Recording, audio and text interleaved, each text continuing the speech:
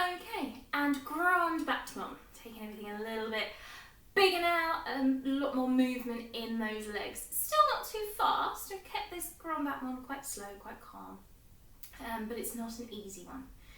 The weight placement needs to be correct over that leg, or you're going to struggle to lift. So, with the feet in third, I've kept the arm quite simple for this one, but again, feel free to play around with the port de bras, add in your own different arm lines if you wish. I'm just going to keep mine in second for today. So, preparing to second on the introduction. We're going to do the same thing in every position. Devant, first, we're going to stretch the foot to 1, lift 2, lower 3, close 4. That's just straight in front of my hip. It was just a slightly funny alignment there for me. Then we're going to throw the leg up in a grand battement and lower to a point. Up 5.6, and you've got to catch that leg on the way down to allow that toe to settle on the floor, not crash. Okay, so as you throw that leg up, catch, lower, nice and gently. From that point, we're going to go up into another grand battement. Difficult now to get the same momentum, but find as much from the underneath of that leg and the hamstring as possible, and we're going to close it straight in. And repeat exactly the same to the side, just alternate your closings. So we point 1, lift 2, lower 3, close 4, up 5.6, up 7, close behind 8. Sorry, closing both at the back, it doesn't close in the middle. Then we repeat the same derriere. I'm just going to turn so I don't kick the wall. Stretch 1, lift 2, lower 3, close 4, up 5.6, up 7, close 8. And then the last time to the side. Exactly the same. You'll notice when I went derriere, to get the leg any higher, personally, than about here, you might be able to get a little bit higher than that. To be able to get the leg any higher than that, I need to tip my pelvis to do that.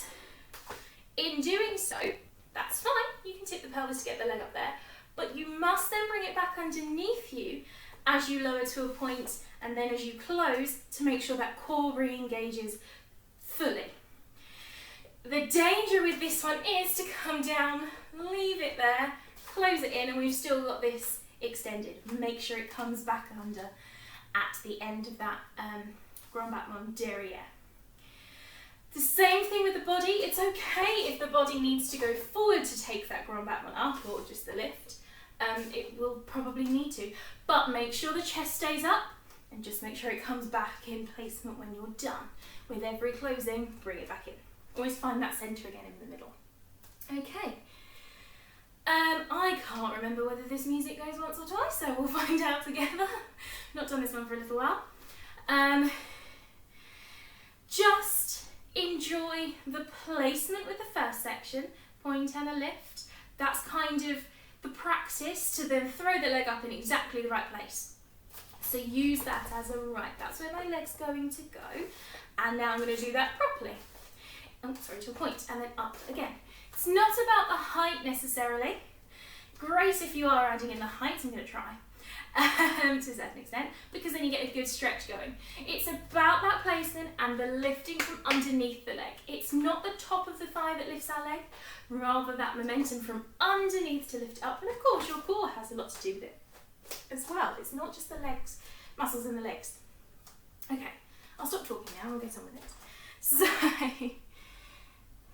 grand battement. I think it goes twice through this piece of music, looking at the length of it. So here we go. Prepare the arm and stretch to up, lift, lower, close, up, catch to a point, up and close to the side, lift, lower, close, up to a point, up, derriere, stretch, lift, pelvis back underneath, up to a point, side.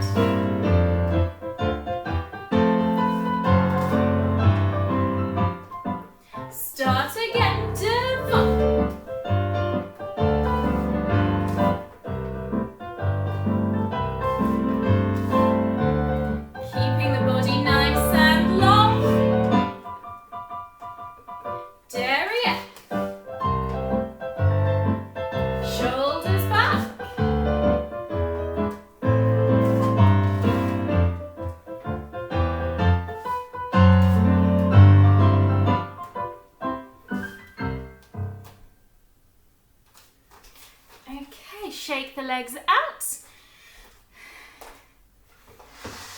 Catch your breath. I